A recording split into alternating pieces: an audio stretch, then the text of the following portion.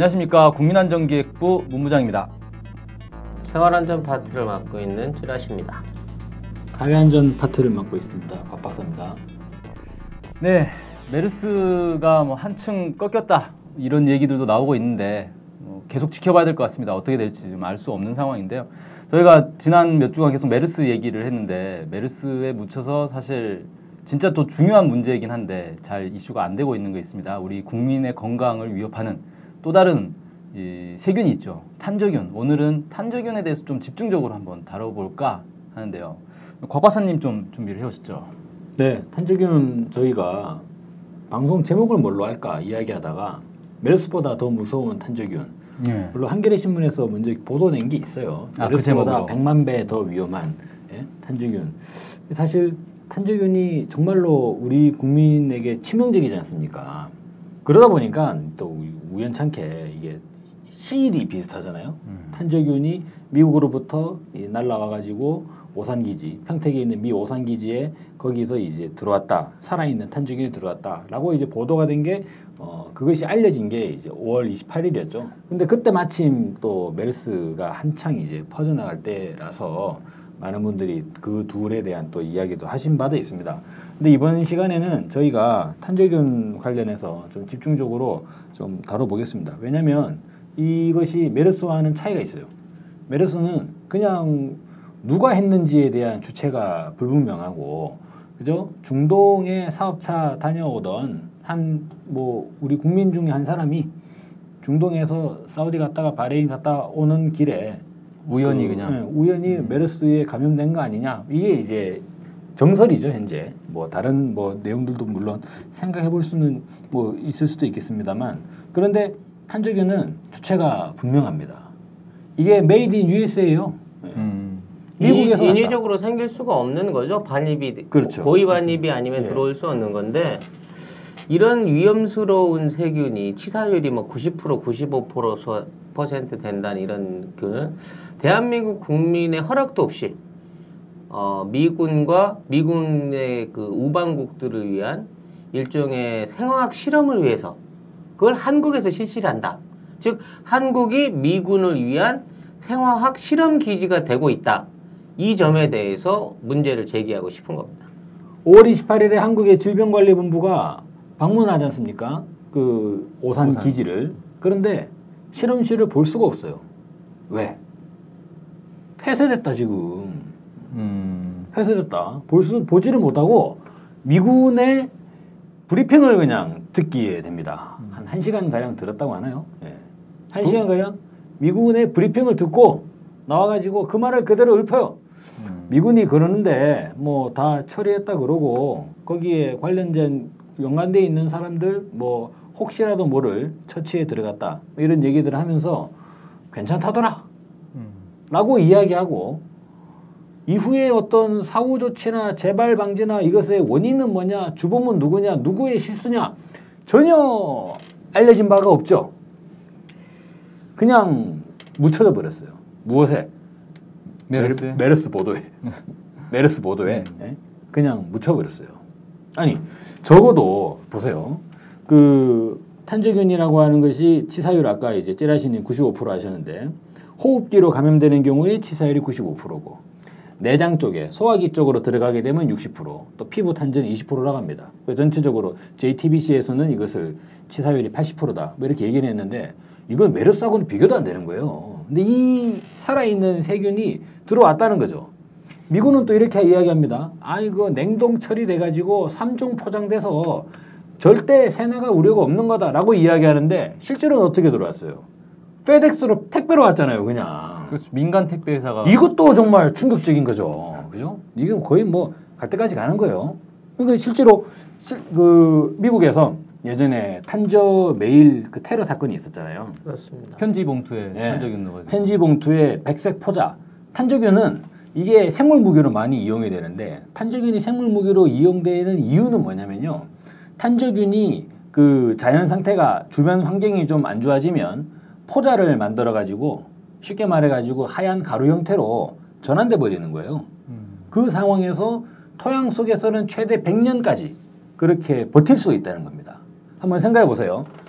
세균이라고 하는 게 무기가 되려면 딱 이게 뭐냐 죽지 않아야 되죠. 그게 상당히 중요해요. 만약에 세균은 어때요? 계속적으로 영양분을 주면서 배양을 해가지고 세균을 길러야 되잖아요. 그런데 만약에 유사시에 이것을 바로 무기화해서 쓸 수 있으려면 세균이 이 탄두 내에 들어가 있어야 되는데 그러면 탄두가 무슨 어항도 아니고 여기 계속 물 갈아줘야 되고 정기적으로 세균들 밥 줘야 되고 세균들 노폐물 제거해 줘야 되고 이래가지고 세균을 키워야 되는 상황이 되면 이거는 세균 무기로 사용하기가 정말로 번거롭지 않습니까?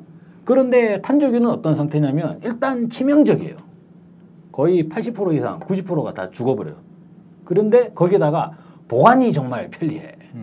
이거는 뭐 밥을 주고 물을 갈아줄 필요가 없어요. 그냥 그러면- 가만 놔두면 그렇죠. 마른 가루 형태로 네. 10년이고 100년이고 있다가 그렇죠. 흙 뿌리면 그때부터 사람한테 들어가면 이제 쫙 살아나서 인식이 되는 거죠. 사람을 죽이는 엄청난 무기죠. 그러니까 이게 완전히 세균 무기, 무기로서는 최적의 세균 무기의 대명사다. 탄저균이. 뭐 이걸로 100kg만 뿌리면 한 300만 명은 거뜬하게 죽일 수 있다고 그렇죠. 할 정도니까. 100kg 한 푸대죠. 한 푸대를 공중에서 살포하면 300만 명이 다 죽는다. 이 탄저균이라는 게 원래는 우리나라에 없었던 거죠? 그렇죠. 애초에 이 무기는 사실 일본군이 그 731 부대에서 그 생물학 무기로 쓰기 위해서 그 개발을 했고 그 당시 그 만주 지역 한인이나 여러 그 포로들을 상대로 해갖고 냉혹한 생체 실험을 했었죠. 패전국이 되고 난 이후에 여기에 관련 연구 자료를 다 미군한테 넘기고 이 사람들이 사면을 받았다고 합니다. 그래서 미군이 전범으로 해고되지 그렇죠. 않고. 예. 예. 그러니까 그 거기에 대한 의료 기록과 그 각종 데이터들 그리고 샘플들을 넘기는 조건으로 해서 사면을 받았고 그 자료들을 사실상 미군이 고스란히 보관하고 있다가 이것을 생화학 무기로 활용할 수 있는 무기를 만들어낸 거죠. 다른 나라에도 물론 탄저균을 가지고 무기를 가지고 있습니다만은 다양한 변형 탄저균, 가장 독성이 높은 탄저균을 갖고 있는 것은 미군이고요. 이런 탄저 무기들을 활용하고 있다는 그 내용이 나오기 시작하면서 미군은 러시아는 에볼라를 뭐 생물학 무기에서 사용하고 있다. 이런 식으로 이제 그 서로 받아치고 있어요. 물타기. 네, 그래서 이번 그 이제 말씀을 하시게 될 주피터 프로젝트 안에도 탄저 그다음에 패스트와 함께 최근에는 에볼라균에 대한 감지를 위해서 이런 프로젝트를 시작했다라고 주장을 하고 있는 것이죠. 네. 실제로 탄저균의 뿌리를 캐다 보면 그 일제 강점기 시절에 731 부대까지도 이제 거슬러 올라가게 되는데 731 부대의 실험만 해도 뭔가 좀 이게 지금하고 뭔가 데자뷰가 되는 부분이 있어요. 그게 이제 일본군들이 731 부대에서 실험을 했는데 731 부대가 어디 있었죠? 만주에 있지 않습니까? 네. 그게 하얼빈 남동 쪽에 있었다고 해요. 그러니까 지금의 이제 흑룡강성. 일본에 없어요, 일본에. 일본 본토에서 어디 뭐 무슨 뭐 아소산 밑에서 실험을 할 수도 있잖아요. 근데 걔들이 거기서 안 한다고. 잘못됐을 때 네. 자기 어. 국민들한테 만약에 포장을 하나 하다가. 이거 사고 나면 아. 안 되는 거죠. 이번에 이 탄저균 사건도 보세요. 그래서 한국에서 실험한 거구나. 아니 이거 원래 더그웨이 연구소라 그래가지고 미국의 유타주에 미국 유타주 지도 찍어보세요. 그 사막 한가운데예요. 양쪽으로 수천 킬로미터에 아무것도 없는 사막. 그런 사막 한 가운데서 이 생화학 실험을 하다가 이거를 좀 더 자연적인 환경 안에서 그렇죠. 실험을 할 수 있는 장소를 택해야겠다 해서 2007년도부터 그런 장소를 택하기 위해서 쭉 연구를 한 결과 한국이 최적지로 결정됐다는 거죠. 한국이 뭔가 그 지형상 이상하잖아. 최적지라기보다는 이걸 해도 아무 문제가 없을 것 같으니까 그러니까 한 거 아니에요? 해외 주둔 지역. 그죠? 일본을 보면 731 부대 어디에서 했느냐? 일본 열도에서 제일 떨어져 있는 물론 제일 떨어졌다 중일 전쟁이라 치면 내륙으로 들어가겠습니다만 만주 중에서도 이제 북쪽에 그 이제 흑룡강성 그쪽에서 이제 생체 실험을 했다는 거잖아요.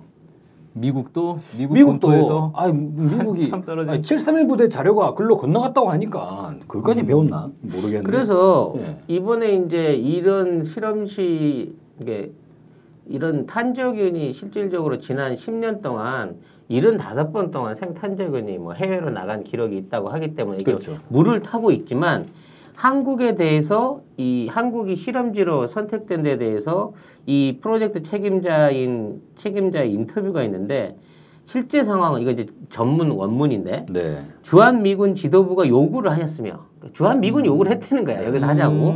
이러한 선도적인 아이디어의 테스트를 할 수 있도록 스스로를 만들어 주었다.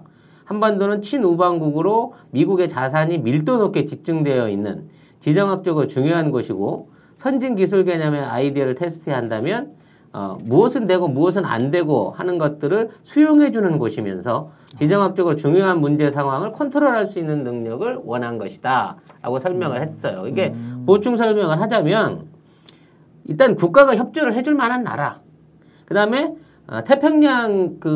태평양을 중심으로 한 전략적으로 봤을 때 이런 생화학 무기 관련 프로젝트의 표본이 될 수 있는 나라, 또 이거를 복제를 통해 가지고 이게 이제 이 프로젝트를 성공을 시키면 이 프로젝트를 이대로 복제해 가지고 다른 우방국에다가 똑같은 설비나 뭘 해줄 수 있는 표준이 될 수 있는 나라로 한국을 지정을 했다는 거예요. 그러니까 한국이 15년 전부터 미군이 생각하고 있는 이런 생화학 실험에 있어서 최적지로 이미 찍혀 있었고 그동안 그거와 관련된 꾸준한 실험들이 이루어져 왔었다는 것을 반증하는 거거든요. 그런데 충격적인 부분은 뭐냐면 그 에마뉴엘 박사의 이야기를 보면 정말로 뭔가 우리 정부가 나서서 그렇게 한 것처럼 느껴질 수가 있는데 정작 우리 대한민국 정부는 까맣게 몰랐다는 거.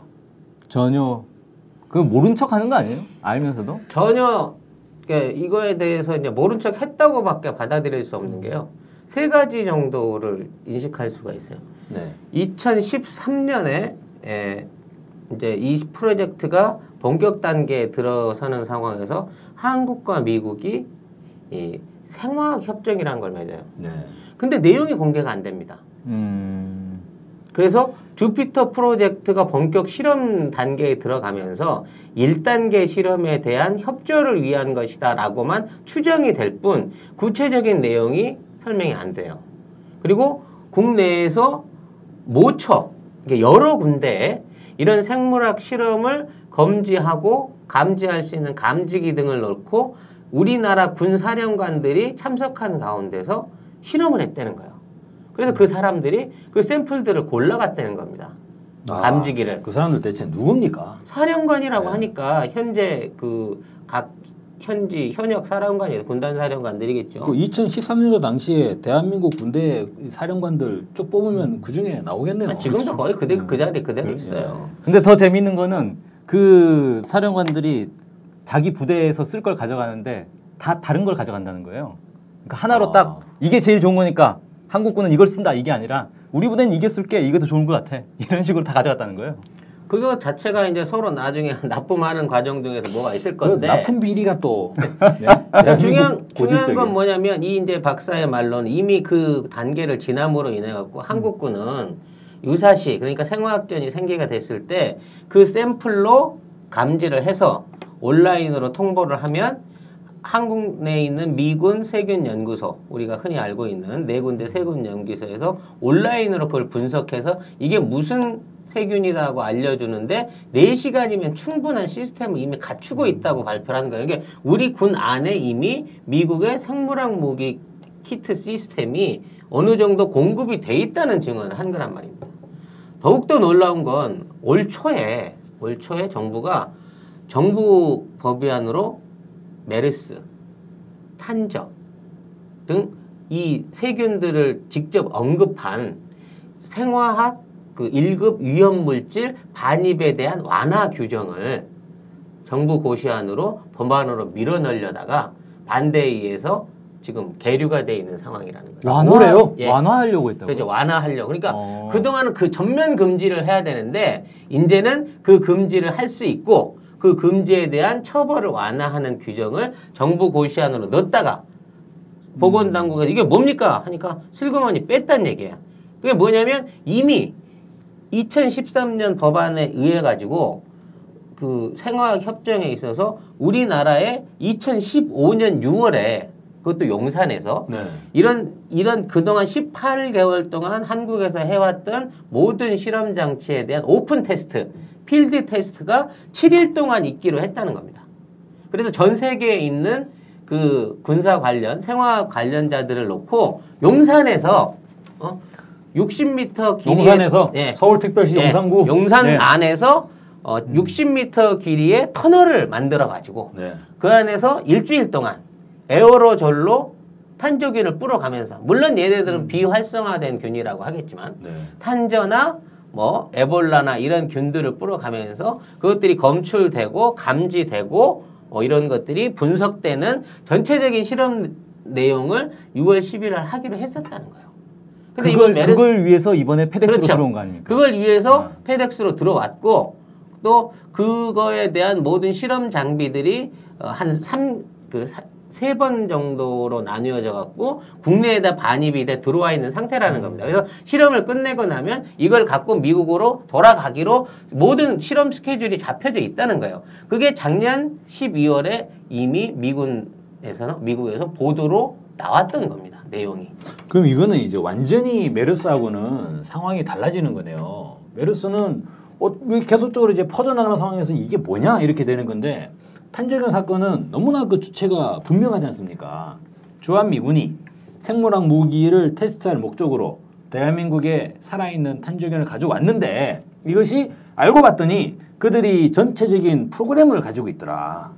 그렇죠. 이게 2007년도에 미국 대통령의 대통령령으로 인해 가지고 이런 생물학 무기에 대한 간지 시스템을 만들어라는 명령 하에서 그동안 15년 동안 진행되었던 프로젝트가 2015년에 한국에서 마지막 필드 테스트를 통해 가지고 이 주피터 프로젝트 완성하고 선언할 수 있는 상황에 와 있었다는 거예요. 그래서 이거에 대한 인터뷰가 작년에 미리 나갔었는데 우리는 그걸 지금까지 모르고 있다가 이번에 들어온 생탄저균 안에서 22명, 미국까지 합치면 31명의 사람이 감염됐을 위협이 있다는 것이 이제 방송을 통해서 공개가 돼버린 거예요.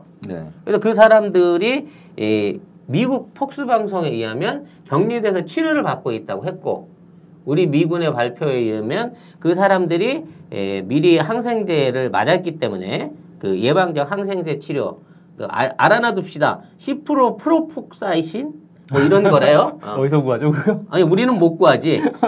10% 프록사신이라고 하는 이 예방 항생제를 맞았기 때문에 안전할 것이다 라고 얘기를 했다는 거예요. 근데 아직 이 22명에 대한 실제적인 어떤 치료 상황, 이 사람이 퇴원했는지 어쨌는지는 아직도 모르고 있다는 얘기예요. 그 사람들이 지금 용산 123 병원 안에 지금 수용이 돼서 치료를 받고 있다는 가설이 있어요. 대한민국 안에 탄저균 환자가 있는 거네요. 그렇죠. 왜냐하면 탄저균 의심 환자가 의심 환자가 22명이 있는 거죠. 현재로서는. 이 사람들이 미국으로 송환이 됐다든지 국내를 출국했다는 얘기도 없고 어디서 치료받는지도 사실 몰라요. 국내 병원은 아니겠죠. 치료할 방법도 없고 뭐 약도 없으니까. 이게 참 애매하지 않습니까? 예방적 차원으로 치료했다라고 하는데 그거를 어떻게 봐야 되나요? 저는 이 사람들이 실험을 했고 실제적으로 실험 장소가 있었고 하는 장소들이 사실 이 메르스에 의해서 그 질환이 나타나고 있는 지역들하고 기분 나쁘게 딱딱 맞아떨어진다는 얘기입니다. 오산기지라고 해서 오산에 있는 게 아니잖아요. 평택에 있단 말이에요. 오산기지는. 평택으로 오산기지가 옮겨갔는데 이름만 오산으로 쓰기 때문에 실제 오산기지는 평택에 있는데 평택의 성묘병원에서 첫 환자가 발생을 하고 거기에 공군 원사가 진료를 받기도 했었고 또 여의도 성모병원이 용산과 가까운 부분도 좀 찜찜하기도 하고 그리고 현재 격리되어 있다는 그 22명의 환자들이 어디서 치료받고 있느냐의 가능성을 가장 높게 볼 수 있는 데가 아까 말씀드린 용산에 있는 그 미군 전용 병원인데 그 안에서 한국인 의사 한 사람이 메르스로 감염이 돼서 병원에 옮겨졌다는 얘기가 있거든요. 근데 치료받은 환자가 없어. 미군은 한 명도 메르스 환자가 없단 말이에요. 근데 그 병원에서 근무를 하는 의사가 메르스에 감염이 됐다 해서 환자가 됐다고 하면 그것도 이상한 거 아니냐 말이죠. 여기에 의혹을 하나 더 맞춰보자고 하면 지난 1월 이제 6월 5일인가요? 그 미국 안에 있는 제4 언론이라고 하는 탐사 전문 보도 중국에 있는 겁니다, 그거. 그렇습니까? 제4 언론. 예. 네, 제4 언론사에 일본인 그 탐사 기자 한 사람이 메르스는 실제적으로 미군 생화학 무기 연구소에서 만들어낸 생물학 무기고 이렇게 만들어진 메르스가 한국의 IVI라고 하는 국제 백신 협회라고 하는 그 협회에 정기적으로 보내져서 연구되고 있다 하는 발표를 했었거든요. 그래서 IVI라는 그 단체를 들여다봤더니 주요 과학자고 이 메르스 사태가 나자마자 어떤 그 이사장으로 취임한 사람이 미군 그 군의학회 안에서 바이러스로만 계속 연구를 했던 미군하고 굉장히 연관성이 깊은 거의 이제 평생을 미군 그 연구소 세균 연구소에서 일해온 재미교포더라는 얘기죠. 재미교포는 한데 우리나라에 간 사람은 아니고 하와이 태생이니까 이제 태생만 그냥 한국계 한국계 미국이라고 가지는 사람인데 제롬 김이라는 사람이 이사장으로 있더란 얘기예요. 근데 그 사람의 전력이 이상하게도 미군 생화학 연구소에서 지금까지 연구를 해온 사람이라는 얘기죠. 그러니까 이게 단독으로 의혹으로만 인정하기에는 좀 이게 묘한 면이 있는 거예요. 그러니까 결국 메르스도 그렇고 패스트도 그렇고 출처는 다 미국이었다 하는 게 지금 그 증명은 되지 않고 있지만 드러나고 있는 외신들의 의혹이거든요. 네. 그 조금만 더 보충을 하자면 그 기사를 보면은 그 일본인 탐사 기자가 이제 분석한 건 메르스가 원래 이제 아주 오랜 옛날부터 중동 지역에 있었는데 그게 사람이 걸리는 병이 아니라 원래 이제 박쥐에서 나온 거잖아요. 박쥐에서 낙타로 옮겨서 이제 사람이 된 건데 원래 그게 이제 사람한테 옮겨올 병이 아니었는데 이 중동 지역에서 계속 전쟁을 하면서 이제 미국이 거기에 이제 막 이 벙커버스트라든지 이런 걸 이제 쏟아 부으면서 동굴들이 이제 무너지니까 동굴에 살고 있던 박쥐들이 밖으로 이제 나온 거예요. 나와가지고 이제 이 인간 거주 지역으로 이제 오게 된 거죠. 그러면서 이게 이제 바이러스가 퍼지기 시작했고 그걸 이제 미국에서 새로운 바이러스가 이제 등장을 하니까 그걸 이제 채취를 해가지고 연구를 하기 시작했다. 뭐 이런 식의 이제 분석이 있던데 어쨌든 그 아까 말씀하셨던 그 용산에 60m 터널 있지 않습니까? 만약에 여기서 이제 실험을 하는데 갑자기 사고가 났다. 뭐 제1 롯데월드처럼 갑자기 집안이 흔들린다거나 뭐 이런 사고가 나가지고 금이 가가지고 만약에 이게 새 나왔다. 그러면 이건 어마어마한 상황이 되는 거 아닙니까? 여기에 실험한다고 막 바이러스를 퍼뜨려 놨는데 터널에 금이 가가지고 그 옛날에 아주 오래전에 구소련에서 비슷한 일이 있었어요. 실제로 이 탄저균 연구하는 연구소에서 탄저균이 포자가 새 나온 거예요. 새 나와가지고 이게 바람에 실려가지고 인근 마을로 가가지고 인근 마을 주민들이 막 몰살당하는 사건이 있었거든요. 그래서 그때 그 러시아의 반응은 일단 그걸 은폐를 하고 그쵸. 탄저균이라는 얘기 안 했죠. 탄저균이라는 얘기 안 하고 묻어놓고 있다가 15년인가 지나가지고 그 죽었던 사람들을 전부 나중에 다시 판회하고 화장을 한 거예요. 왜? 탄저균은 기본적으로 토양 안에서 10년에서 100년 동안 살아있을 수 있거든. 이게 이제 토양에 다시 노출돼갖고 포자로 나와서 다시 동물이나 사람한테 옮겨오게 되면 탄저병이 다시 시작되는 이런 무서운 무기이기 때문에 그럼 방금 지적하신 대로 만일 그런 실험을 했다고 쳤을 때 아무리 제균 제독을 잘했다고 치더라도 그 안에서 살아남아 있는 균이나 포자가 있다가 이게 다시 병으로 옮겨오면 어떡할 거냐 이런 부분에서 문제를 제기를 하는 거죠. 근데 이제 솔직히 과학적인 부분에서 따지면 이런 부분이 있습니다. 탄저균은 실제 사람과 사람이 옮기가 힘든 병이에요. 뭔 얘기냐면 이게 탄저균 아까 말한 포자가 만들어서 퍼짐으로 인해갖고 그 포자에 의한 어떤 발병은 될 수 있지만 이 사람이 죽음으로 인해서 이 사람을 완전히 태워버리면 그 감염체를 태워버리게 되면 그 안에 있는 균이 멸살했다고 했을 때 이 사람이 밖으로 이걸 퍼뜨릴 수 있는 방법은 없는 거예요. 그러니까 이거는 뿌렸을 때는 치명적이긴 하지만 옮지는 않는다는 병으로 봐야 되는 거거든. 따라서 만일에 이 탄저가 유출이 됐다고 하면 유출된 탄저가 어느 정도 그 균으로서 역할을 다 하면 증식을 해갖고 퍼지거나 이러지 않으니까 그 상태에서 감염된 사람이 있다고 하면 감염 지역 안에서만 희생자가 생기고 끝나야 돼요. 이걸 고의적으로 딴 지역으로 옮기지 않았다고 하면 따라서 그 지금 있는 상황에서 그 탄저의 환자가 비록 있었다고 손치더라도 이게 광역으로 발달해서 퍼져나갈 수는 없다는 게 일반적인 의료적인 그거거든요. 누군가가 고의로 살포를 하지 않았다는 말이죠. 그러면 현재 발생하고 있는 국내 안에서 있는 질병을 탄저로 의심하기에는 너무나 많은 사람들이 지금 감염이 되고 있는 것이죠. 그래서 탄저와 메르스는 분명히 전파상의 경로를 보더라도 다르게 구분해야 되는 건 맞는 것 같습니다.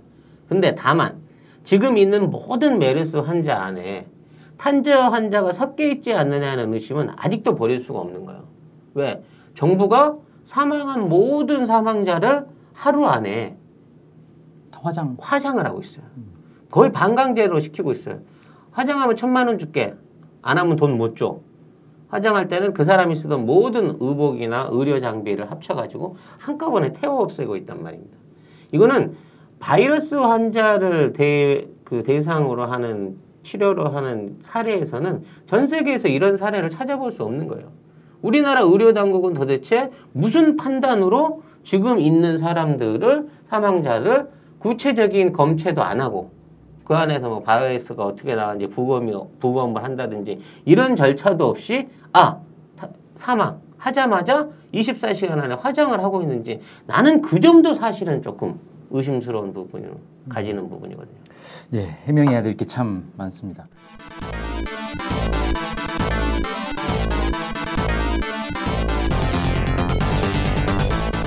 미군기지에서 진행했다고 하는 주피터 프로그램에 대해서 일단 한번 살펴볼 필요가 있을 것 같습니다. 그게 대체 뭐냐 이거죠. 주피터 프로그램은 우리가 대체적인 생물 무기들이 이번 메르스도 이제 2주간의 잠복기를 가지고 있었는데요. 탄저균도 이게 바로 살포되는 순간 바로 사람이 즉사하는 그런 상황은 아니라고 해요. 잠복기가 또 있다. 얘가 대략 한 하루 정도의 잠복기를 가지고 있고 살포하자마자 바로 즉사하는 경우는 지난 1차 세계대전 당시에 그런 독가스 그 화학 무기들이 그런 거겠죠. 화학 무기들이 그렇게 좀 볼 수 있을 것이고 생물 무기들 같은 경우에는 그런 일정한 잠복기를 가지고 있는데 미국 입장에서는 논리가 이렇습니다. 자기들이 잠복기 내에 이 병을 이 세균이 뿌려졌다는 것을 확인을 해내겠다.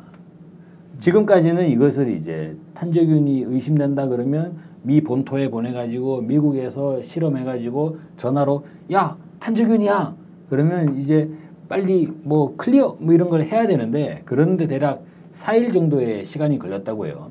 4일 정도의 시간이 걸리면 현지 전장에서는 전선의 장병들은 이것이 탄저균이 계속적으로 감염될 수 있으니까 여기서 철수해야 되는지 여기 있어야 되는지 판단을 못하는 상황이 되니까 자기들이 현장에서 이것을 이제 테스트하겠다는 겁니다. 그래서 아까 찌라시님 말씀하신 그대로 4시간 안에 그러면 어떻게 되냐면 뭔가 분위기가 이상해요. 뭐 펑펑 하는 소리는 나는데 아무런 충격은 없어. 그럼 야 가루 같은 게 막 떨어져. 탄저 아니야? 이래가지고 이 제독이 아니죠. 이게 진단 키트를 꺼내가지고 여기다 테스트를 한다는 겁니다. 그러면 설사 탄저균이라 하더라도 4시간 이후에 그러니까 탄저균이 실제로 발병하기 이전에 이것을 확인을 하면 탄저다 맞다 아니다 아니면 그냥 작전을 계속 수행하고 맞다 그러면 전체 다 이제 소환 뭐 이런 식으로 해서 이 부대의 탄저 확산을 막겠다. 전체 뭐 그런 그림이라고 보여져요. 그런 걸 하기 위한 게 주피터다. 예, 그렇죠. 요거 이제 단계별로 조금 더 보충 설명을 하자면 첫째는 이제 감시 포탈을 만드는 거죠. 그러니까 전장하고 연구소하고 연결할 수 있는 일종의 온라인과 교류할 수 있는 시스템을 먼저 만들어내는 네트워크를 거죠. 이제 이게 이제 1단계고 2단계로는 식별 능력 그러니까 감식이죠. 감식.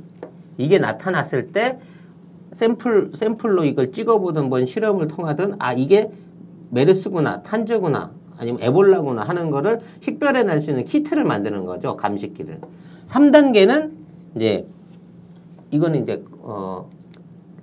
검출입니다. 검출. 그러니까 이게 들판에 쫙 뿌려져 있는데 요 지역이 감염 지역인지 어느 지역에 지금 돼 있는지를 야외에서 그 탐지기를 통해 갖고 찾아낼 수 있게 만드는 장비죠. 이게 2단계하고 구분하는 건 뭐냐면 2단계에는 이미 버려진 샘플을 갖고 와서 이제 버려진 흙이나 토양을 찍어 와가지고 이게 뭐냐고 구분하는 거고 3단계는 이게 얼마만큼 퍼져 있고 얼마만큼 밀도로 있느냐 자체를 감지할 수 있는 장치까지를 만들겠다는 겁니다. 그리고 마지막 4단계가 이런 것들을 통합적으로 합쳐가지고 조기 공보를 할 수 있게 만들겠다는 거죠. 그래서 뭐 냄새라든지 뭐 어떤 그 진동이라든지 온도라든지 뭐 이 모든 그 생화학 센서들을 통해 가지고 저쪽에서 생화학 무기를 뿌렸다 하는 감지가 될 경우에 이것을 경보할 수 있는 장치를 만드는 게 최종적인 목표라고 합니다. 그래서 이거에 관련된 1, 2단계, 1, 2, 3단계들을 개별적인 장비들을 수입해가지고 다 테스트를 한 거예요. 미국 내에서. 예, 그게 중요하다고 봐요. 다 테스트를 했다는 부분. 네. 실제로 이게 언뜻 들으면 뭐 괜찮아 보여요. 뭐 안전하겠네라는 생각이 드는데 어떻게 만들 거냐. 이게 이제 논란이 되는 거예요. 그러면 진단 키트를 꺼내요. 야, 뭔가 이상한데 진단 키트를 꺼내. 그러면 그 진단 키트를 만드는 사람의 입장에서는 여기 그런 얘기가 나옵니다. 최소 비용으로 최대 효율을 내는 진단 키트를 개발하겠다. 이게 주피터 이제 하는 사람들이 하는 이야기인데 그러면 진단 키트를 얼마짜리를 만들 거냐 일단. 이게 일단 문제가 나서게 되죠. 그리고 가급적 싼 걸 만들어야 된다. 근데 너무 싸면은 이게 성능이 떨어진다. 검출을 못 해내버리지 않겠습니까? 그리고 얼마만큼 정확하게 진단할 수 있느냐. 이를테면은 한 번 실험할 때 10개를 실험을 해보고 3개 이상에서 문제가 나오면 이거 문제 있는 거다. 이렇게 결론을 내릴 건지 하나만 딱 테스트해가지고 이게 문제 있다 그러면 바로 문제 있는 걸로 할 건지 그런 데 대한 규칙도 정해야 되는 거예요. 그러니까 아까 찌라시님 말씀대로 뭐가 되냐면 계속적인 실험을 해서 최적의 결과를 구해야 되는 성격의 실험이라는 거예요, 이게. 그래서 네. 한 번 해서 되는 게 아니라는 거예요. 이 개별 키트에 대한 실험은 미국에 있는 실험실에서 했어요.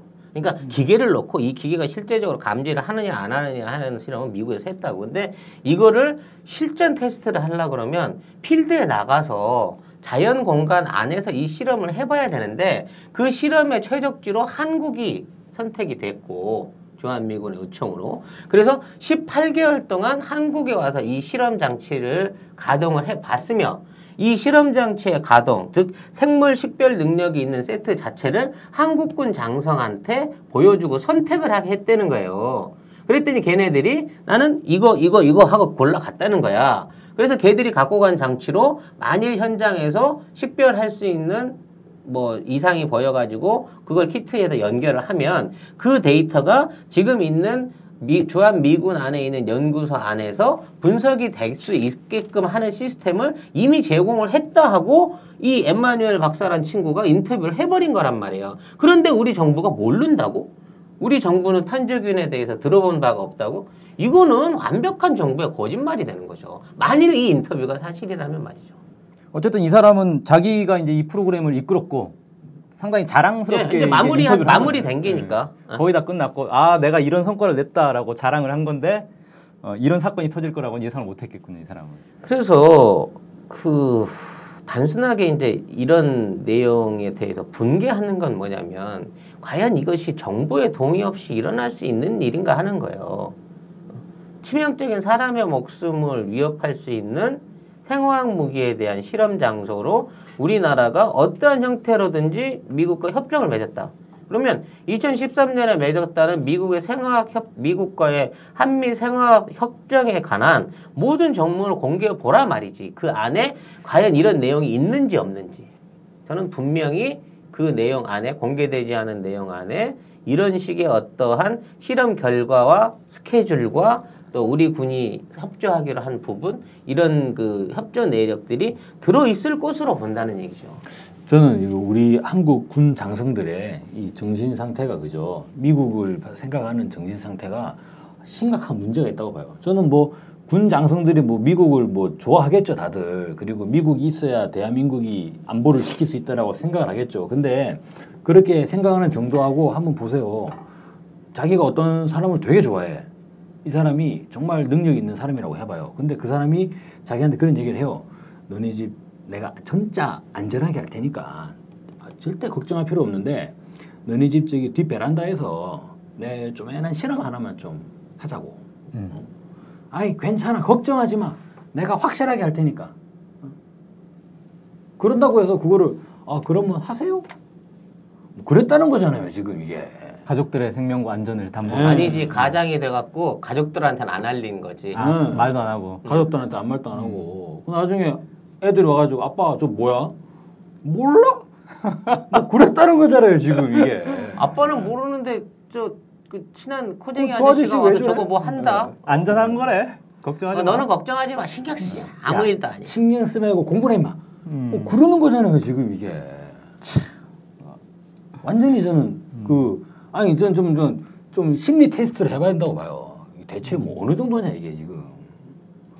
근데 이렇게도 생각을 할 수가 있잖아요. 일단 지금 이 한반도라는 땅이 워낙에 이제 위험한 땅이란 말이에요. 전쟁이 언제 날지 모르고 강대국들로 둘러싸여 있고. 이 전쟁이 났을 때 세균전의 가능성도 충분히 있는 거잖아요. 그럼 세균전에 대비해서 어쨌든 뭐 한국 토양에 맞고 한국 국민에 맞는 무슨 백신 같은 것도 개발할 필요가 있는 거고, 세균전이 터졌을 때 세균을 빨리 검출할 수 있는 장비도 필요한 거고, 이건 필요한 거 아니냐 이렇게 얘기할 수도 있지 않을까요? 그런 논리가 있다고 봅니다. 이를테면 그럼 어쩌라는 거냐. 이를테면 그저 한간에 들리는 얘기 들어보니까 북한이 탄저균을 가지고 있다는데 그럼 어쩔 거냐. 죽으라는 거냐. 맞긴 막아야 될 거 아니냐. 그렇죠. 그런 논리가 있어요. 그러면 대안이 뭐냐. 니들 말이지 대안도 없이 말이야 뭐 한다고 얘기하는데 사실 생각을 해보라고. 이게 저는 이제 그 군 쪽에서나 아니면 이제 그 보수적인 분들은 그런 생각을 하실 것 같아요. 근데 저는 대안은 분명히 있다고 생각을 합니다. 대안은 당연히 한반도 평화잖아요. 이를테면은 세균 무기를 다 없애야 되는 거잖아요. 그렇죠. 세균 무기를 없애는 방향으로 나가야지. 저기가 세균 무기를 가지고 있을 거니까 이번에 보십시오. 이 북한의 핵 관련한 부분에서 북한이 장거리 미사일을 개발하니까 여기서 나오는 논리가 뭡니까? 미사일 방어 체제를 만들겠다는 거잖아요. 사드 배치하면 된다 이거죠. 지금 하는 게 그런 거잖아요. 지금 이건 일종의 우리가 핵에 대한 부분에서 북한의 핵과 그것을 막아내겠다라는 그러한 대결 과정을 우리가 좀 살펴봤는데, 여기에 나오는 이 탄저균 관련된 주피터 이런 이제 프로젝트를 보게 되면 북한의 세균 무기 뭐 이제 군에서 있다고 하니까 그럼 그것을 어떻게 막을 거냐 이런 내용을 접근을 하게 되는데, 저는 방향의 전환이 필요하다고 생각을 합니다. 근데 안타까운 건 뭐냐면요. 우리가 잘 모르고 있는 뉴스 중에 내년부터 우리 군에게 탄저균 예방 접종을 한다는 얘기가 있어요. 그동안 안 하던. 네, 그동안 안 했던 갑자기. 건데. 주한미군은 이미 탄저 백신을 다 맞고 있고, 그리고 이제 우리 국군은 처음에 이것을 시도했다가 예산 문제가 걸려서 이거를 이제 포기했었는데 내년부터는 들어가는 건가요? 네, 그렇다고 합니다. 그러면 우리나라에는 없는 탄저균인데도 북한이 가지고 있다는 가능성 때문에 매년 60만 명 이상의 장병이 예방 접종을 한다고 하면 과연 나머지 5,500만은 뭐죠? 그 사람들도 맞아야 되는 거 아닌가요? 세균은 군인들한테만 옮겨가는 병인가? 그리고 실제로 이런 탄저에 대한 감염성으로 비록 미군이지만 이 땅 안에서 탄저에 감염이 된 사람이 나왔다 그러면 영원히 우리는 탄저에 대한 어떤 그 불안전한 공포를 인식하고 살아야 되지 않을까요? 그러다 보면 전 국민이 전 세계에서 유일하게 탄저 백신을 의무적으로 맞고 있는 최초의 나라가 대한민국이 되지 않을까 싶은 생각도 들어요. 지금도 이미 대한민국은 전 국민이 물론 남성이지만 국방의 의무를 지고 징병제로 다 군대를 가고 있지 않습니까? 근데 여기 하나 더 추가돼 가지고 전 국민이 거의 이스라엘 수준으로 가는 거네요. 의무적으로 전 국민이 백신을 의무적으로 이제 탄저균 백신을 맞아야 돼. 탄저균만 맞겠어요. 그럼 좀 지나면 보톨리님도 있다는데. 북한이 탄저균만 있는 게 아니라 에볼라도 있대. 에볼라도 맞아야 되고 패스트도 있고 신종플루, 사스 다 맞아야 돼요. 그러면 그게 무슨 우리가 뭐 신생아예요. 지금 줄줄이 예방 접종 일정 짜가지고 주사 먹고 다니게. 이게 근데 나중에 되면 정말로 이게 이 백신은 누가 만드는 거냐? 그러니까 이거 미질 거 아니에요, 전부 다. 아까 그 미군이 맞았다고 하는 프록사신, 프록사신. 이게 앞으로 대한민국 안에서 히트 상품 되지 않을까 싶은 생각이 드는 거예요. 근데 이 탄저균 백신 같은 경우가 좀 세다고 하더라고요. 이게 한 번 맞아가지고 끝나는 게 아니라 18개월 동안 6번을 맞아야 되는데요. 일 아니지. 18개월 동안 6번을 맞고 나서도 이거 뭐 B형 간염 네. 백신 접종보다 더 심한 몇 년에 거네요. 한 번씩 또 추가 백신을 계속 맞아야 되는 거예요. 아, 이걸 전 국민한테 맞춘다고 하면 그 백신 그럼 가격이 이게 진짜- 아마 이건 정말 이런 생각하기 싫은데 저희 전 국민적으로 B형 간염 예방 접종을 다 하지 않습니까? 국가적으로 그렇죠. 세 차례 맞고 5년 뒤에 확진 한번 더 하잖아요. 뭐 그런 수준으로 맞아야지 이게 백신이 형성된다는 건가요? 그렇죠. 그런데 야. 이걸 만드는 이 의료 회사가 있을 거 아닙니까? 제약 회사. 있겠죠, 예. 그 회사는 진짜 대박 나는 거죠. 이거. 이거 아니요? 아까 그 피터 에마뉴엘 박사 이 사람이 왠지 회사를 차릴 것 같은데. 실제로 지금 메르스와 관련된 바이러스성 세균에 대한 연구를 하고 있는 AVI의 그 주로 그 대주주로 참여하고 있는 회사들이 예전에는 이제 AVI는 그 마이크로소프트 창업자 빌 게이츠가 집중적으로 1억 5천만 달러 이상을 출자를 해가지고 예. 뭐 세계 그 가난한 어린이를 위한 뭐 소아마비 백신이나 이런 일들을 했었는데 이게 이제 어느 날 한국으로 딱 넘어오기 시작하면서부터 2013년부터 아주 12년부터 그 서울대학교 그 부지 안에다가 네. 연구동을 차리고 일금 위험물 그 취급 인가가 나는 연구소를 만들었어요. 네. 그래서 거기와 연관돼 있는 투자 기업들, 그러니까 이사진 중에 한 사람이 미국에 있는 또 커다란 그 제약회사 그 바이오 기업의 또 대표란 말이에요, CEO란 말이죠. 이쪽과 연관해가지고 이미 이제 에이즈 백신은 그쪽에서 만들어냈었고 그와 관련한 항바이러스 백신들을 앞으로 집중적으로 생산을 해낼 거라는 그 얘기들이 있는데 네. 아마 그런 어떤 기업적인 연관하고 돼 있는 것도 문제가 있을 것이다 하고 봐지는 거죠. 특히 이 아까 이제 얘기를 하다 빠뜨리긴 했습니다만은 이 그 말씀드린 2007년도에 본격적으로 백신 연구를 대통령령으로 하자 해가지고 냈고 거기에 관련된 그 입안과 예산을 결정한 사람이 부시거든요. 부시 이 인간은 옛날부터 그 자기 가업을 위해 가지고 이런 짓거리들을 잘했단 말이죠. 그래서 부시 집안은 주로 석유 회사 많이 차리고 그랬었는데. 석유 요새 안 팔리잖아요. 그래서 부시가 최대 생물무기 연구소 포트 디트렉트를 설립한 게 2006년입니다. 아, 그리고 2007년부터 이런 생화학 무기에 네. 관련된 연구가 시작됐기 때문에 이걸 이제 이걸 이제 부시 생물무기 연구소라고 하는데 이 연구소에서 프로젝트 바이오 실드 뭐 이 법안에 의거해 가지고 미국 안에서 일어나는 생화학 무기와 관련된 프로젝트를 집중적으로 지원하고 있고 이 10년 동안 56억 달러라고 하는 돈을 지원받아 갖고 이 일을 진행해 오고 있는 거거든요. 그러니까 이게 엄밀히 말하면 미 국무성이 아니라 부시 집안에서 이 주피터 프로젝트를 진행하고 있다고 봐야 되는 거예요, 사실상. 야, 미국은 뭐 대통령이 기업 하나 차려놓고 대통령 명령 하나 딱 내려가지고. 우리나라에도 미국 좋아하는 어떤 대통령은 또 그런 식으로 하지 않습니까? 네. 그럼 돈벌이. 마치도 이제 갑자기 론스타 생각나네요. 이명박 대통령이 4대강 만들어 놓고 지금까지 4대강 문제가 지속되는 것처럼 부시 대통령은 야 벌써 2007년도부터 예.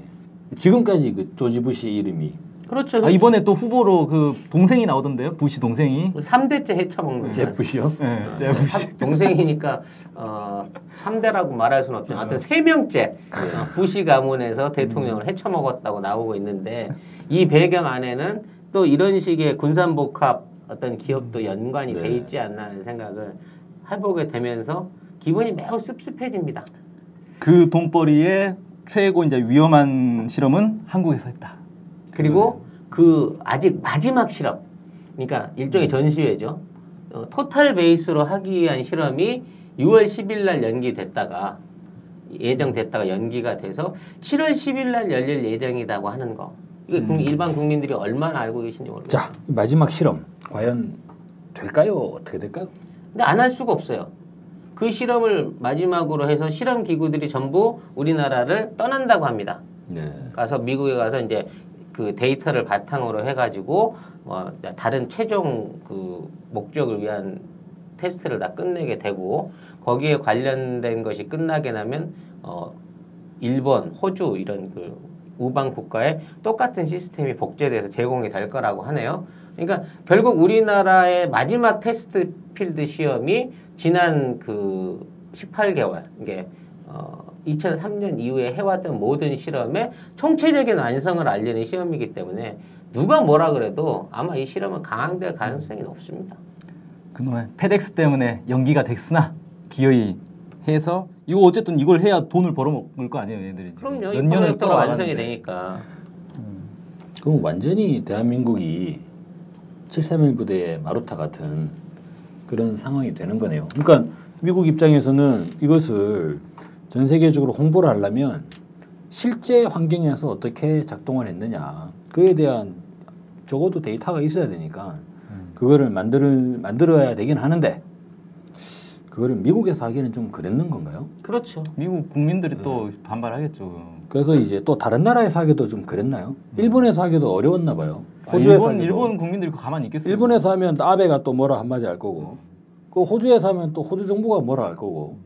그래서 여기도 못 하고 저기도 못 하고. 그 차라리 그냥 남태평양 한가운데서 하면 그거는 이 사람들이 전략적으로 써먹으려고 하는 예. 아시아 그렇죠. 아시아 태평양 지역의 표준에 어긋나는 실험이죠. 또 아시아 중시 전략을 치면 아시아에서 진행을 해야 되다 보니 그럼 또 아프가니스탄이나 거기 또 미군도 많이 있잖아요. 아니, 그런 데서 메르스 철수했나? 시험 해야 되는 거고 한국에서는 그나마 이런 그 동남아 아니 아무리 아시아에서 그래도 포함한 이런 실험 돌고 돌다가 정말로 그 대한민국이 근데 대한민국 좋잖아요. 이거 해도 뭐 정부의 대통령이 항의를 하지도 않을 거고 국민들이 막 나서서 아니면 이 장관부터 시작해 국회의원 한 명도 비난 성명을 내는 사람이 없잖아요 지금도. 찍소리도 못 하고 있죠.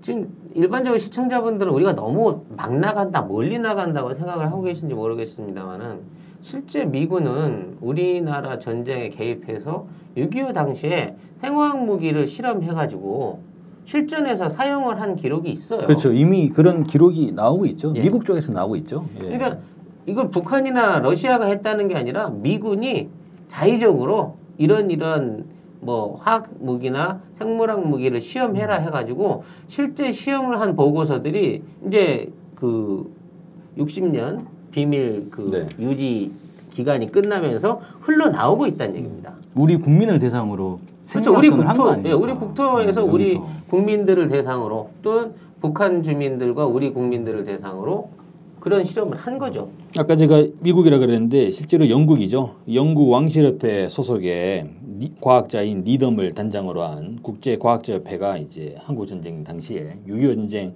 1952년이면 하고 있을 텐데. 전선이 이제 교착돼 가지고 아직 1년 남겨두고 있는 시점이었죠. 그때 이제 7월 중순부터 2달간 중국과 북한을 가서 현지 조사를 했다고 합니다. 그때 나온 내용이 이제 니덤 보고서가 되는데 거기에 따르면 그 실질적으로 6.25 전쟁 당시에 북한과 중국을 상대로 미국이 세균전을 치렀다라는 내용들이 이제 나오고 있죠. 이상하게 그 북한 쪽의 주장들은 그렇지 않습니까? 한겨울에 갑자기 뭐 파리가 날아다니고 모기가 날아다니더니 그 마을 사람들이 막 콜레라에 걸리고 장티푸스 걸리고 막 그랬다는 거예요. 예. 그리고 실질적으로 그런 세균전을 이 미군이 기밀해제한 문서를 보면 세균전을 실전에 투하했다는 문서는 어떻게 되는지 모르겠습니다만 이 테스트를 해보라라는 그런 문서가 이제 공개가 됐었죠. 그러다 보니까 아까 처음 말씀드렸을 때 일본군 731 부대에서의 이 세균전 데이터가 미국으로 넘어갔고 이게 또 한 7년 뒤에 6.25 전쟁 당시에 미국이 휴전선 일대 그리고 이제 중국까지 이 자행했을 것이다라는 그런 관련된 증거가 소속 나오고 있는 상황에서 이번에 또 2007년도에 부시가 한번 세균전으로 한번 한탕 크게 해먹자. 그에 대한 일환으로 주피터 프로젝트 속에서 그것의 이제 실질적인 현지 테스트 결과가 그래 한 번은 해야 되잖아요. 그리고 그 현지 테스트를 위한 모든 그 중간에 있는 센서나 이게 설치된 유일한 그러니까 야외 네. 야외 필드에 설치된 유일한 나라가 한국이었고 그런 실험들이 이루어졌고 조각조각 그러니까 모듈별로 이루어졌고 이걸 모아서 토탈 패키지로 이번 6월 달에 이런 내용으로 실험을 한다 하고 작년 4월에 이 책임자인 피터 엠마뉴엘 이거 엠마뉴엘이면 내가 옛날에 참 좋아했던 명. 이 남자가 봐. 피터 엠마뉴엘 박사라는 인간이 이제 방송에 나와가지고 자랑을 해버린 거죠. 그래서 사실 이제 이번에 이제 얘기를 다시 되돌리자고 치면 이런 내용의 어떤 그 보고서가 사실일지 아닐지에 대한 진위는 사실상 우리 언론이나 우리 정부가 뭐라고 얘기를 할 수가 없어요.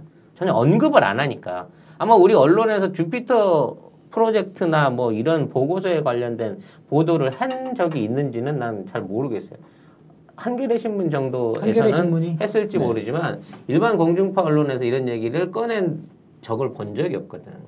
근데 이 보고서의 내용이 실제 이루어졌다고 하면 우리나라는 2007년도부터 이 프로젝트와 연관된 모종의 지원과 약속을 미군한테서 받은 거예요. 왜? 주한미군이 요청을 했다고 했거든. 이 실험 자체를 한국에서 하자고.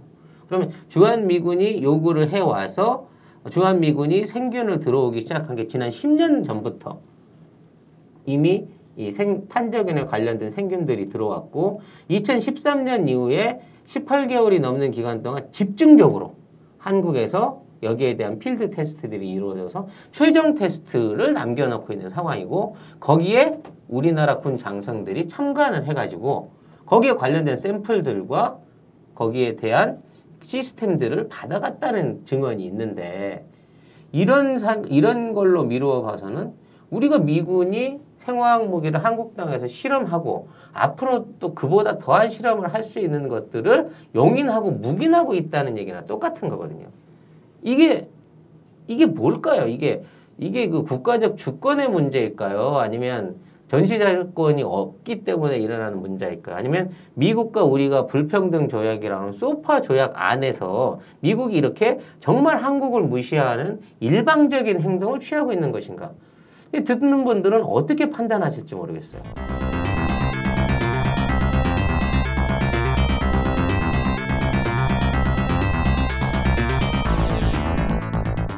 지금 용산 미군 기지 앞에서는 이 용산 시민들 몇 분이 이제 이 주피터 프로그램 그리고 탄저균 소식을 듣고 너무 이제 화가 나서 매일 그 앞에서 이 집회를 하고 있다 그래요. 뭐 많지 않은 수인데. 근데 제가 그 얘기를 들으니까 플랜카드를 이제 걸어요. 거기다가 뭐 탄저균 반입한 미군 뭐 규탄하는 내용이겠죠. 플랜카드를 걸고 집회를 하고 나면 그 플랜카드를 떼서 다시 간대요. 매일매일 달았다 뗐다 달았다 뗐다. 왜 계속 안 걸어놓고 계속 달았다 뗐다를 하느냐라고 하니까 그거 걸어두면 분명히 경찰들이 와서 다 떼가버린다 버린다. 그래서 수거해 간다는 거예요. 근데 거기서 딱 드는 생각이 뭐냐면은 그 우리나라 이제 그 법 중에 그런 게 있어요. 정당에서 정당 명의로 내건 플랑은 그 철거를 못하게 돼 있거든요. 보장을 해줘야 돼요. 그럼 대한민국의 정당들 중에 어느 한 정당이라도 거기다가 왜 탄저균 국민들 동의도 없이 들여왔느냐 규탄하는 플랑 하나만 좀 걸어줘도 좋을 텐데 그런 걸 하나 걸어주는 정당이 없더라 대한민국에. 이 대한민국 정치인들 뭐 대통령 장관 정치인 뭐 국회의원이 300명이 있는데 그 누구도 국민들의 생명에 심각한 위협을 끼칠 수 있는 탄저균이 우리들 동의도 없이 들어왔는데 그것도 민간 택배 회사가 당당하게 반입을 했는데 여기에 대해서 한마디도 못하고 있는 이 대한민국의 정말 주권 그리고 국민들의 생존권이 땅에 떨어졌다. 뭐 이렇게밖에 좀 볼 수가 없겠습니다. 우리 이 문제 계속 관심을 가지고 언론에서 전혀 다루고 있지 않지만 널리 알려야 되지 않을까 생각하면서 오늘 국민안전기획부 방송을 이것으로 마치겠습니다. 감사합니다. 감사합니다.